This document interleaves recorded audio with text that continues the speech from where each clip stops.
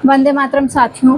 तो कुछ दिन पहले मैंने आम आदमी पार्टी से रिज़ाइन किया था और तभी से मुझे कंटिन्यूसली कॉल मैसेजेस आ रहे हैं कि क्यों रिज़ाइन किया है या मैं कोई और पार्टी ज्वाइन कर रही हूँ क्या। तो सबको इस वीडियो के माध्यम से मैं क्लियर कर देना चाहती हूँ कि क्यों छोड़ा, इसके लिए कोई पर्टिकुलर कोई एक रीज़न नहीं है। जब भी इस तरह का कोई बड़ा फैसला लिया जाता है तो एक कारण नहीं हो सकता है, उसके पीछे बहुत सारे छोटे-छोटे कारण मिलकर के इतना बड़ा फैसला बनाते हैं।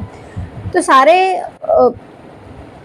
रीज़न्स एक्सप्लेन करना तो यहाँ पर संभव नहीं है, इसलिए मैं कुछ एक पॉइंट्स आपके सामने रख रही हूँ जिससे कि काफ़ी कुछ क्लियर हो जाएगा।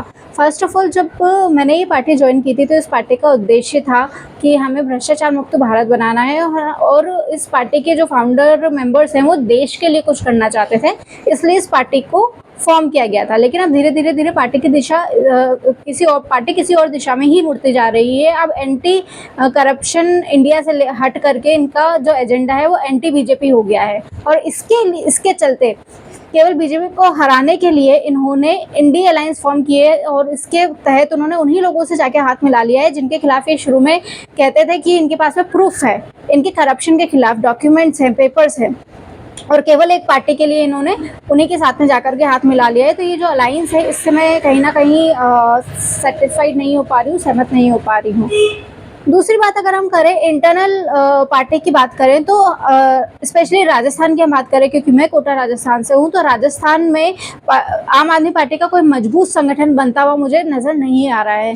जब से मैंने ज्वाइन किया है यहाँ पर कोई भी एक टीम स्टेबल नहीं है। यहाँ पर हर साल एक नया चुनाव प्रभारी बना करके बाहर से राजस्थान में भेज दिया जाता है, जिससे राजस्थान के बारे में कोई नॉलेज नहीं होती है और वो आकर के जनता के साथ में मीटिंग नहीं करते, वो आकर के उन्हीं जो उनके कुछ कार्यकर्ता बने हुए हैं उन्हीं के साथ में मीटिंग करते हैं और इस मीटिंग का हर बार एक उद्देश्य होता है कि हर बार नया चुनाव प्रभारी अपनी एक पूरी नई टीम लेकर के आते हैं और बहुत सारी डेटा शीट्स बांट करके चले जाते हैं। तो जनसंपर्क के नाम पर फिर क्या किया जाता है कि कार्यकर्ताओं का जो जनसंपर्क होता है उसका उद्देश्य जनता की समस्याएं जानना या उनके मुद्दे जानना कभी भी नहीं होता है।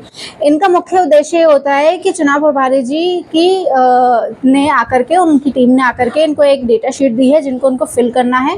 उसमें सारे जनता के नंबर कौन कौन से उसमें है, वो पूरा मतलब एक जो डेटा सर्वे होता है, डेटा कलेक्शन एक्सरसाइज होती है, वो इनका जनसंपर्क का मुद्दा होता है। वो भर भर के भेजना है और जो सबसे ज़्यादा डेटा दे देता है वही इनके लिए एक्टिव कार्यकर्ता हो जाता है। लेकिन जनता की समस्या जानना कि उनके क्या प्रॉब्लम है जिसको कि पार्टी सॉल्व कर सके, वो मुझे नहीं नज़र आ रहा है और संगठन बन ही नहीं पा रहा है और ना ही मुझे आगे बनता हुआ कहीं इसका फ्यूचर में दिखाई दे रहा है।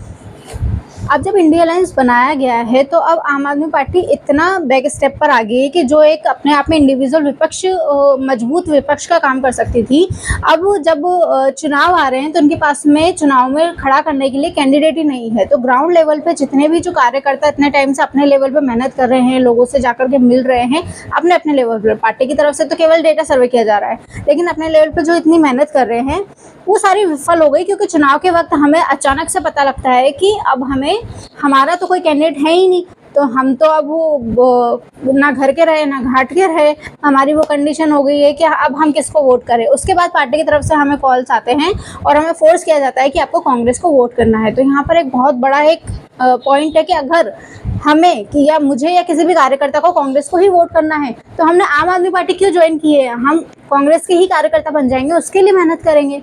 या अगर हमें बीजेपी को वोट करना है तो हम उसके कार्यकर्ता बनके उसके लिए मेहनत करेंगे।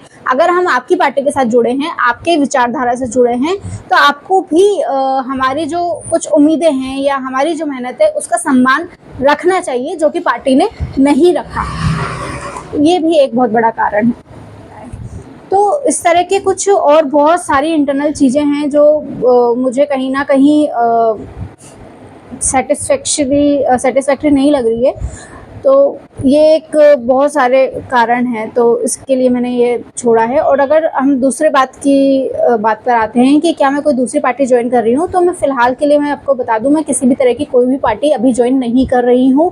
मैं पॉलिटिक्स से बिल्कुल दूर हूँ। अभी मैं सिर्फ और सिर्फ अपनी पर्सनल लाइफ पर, अपने एनजीओ पर, अपने बिजनेस पर, अपनी फैमिली पर, सिर्फ इसी पर ही पूरी तरीके से फोकस्ड हूँ और इसी पर रहना चाहती हूँ। अगर भविष्य में मैं कोई भी पार्टी ज्वाइन करती हूँ या नहीं करती हूँ, कौन सी करती हूँ तो उसके लिए मैं 100% सोशल मीडिया पर पोस्ट करके आपको बताऊँगी। धन्यवाद।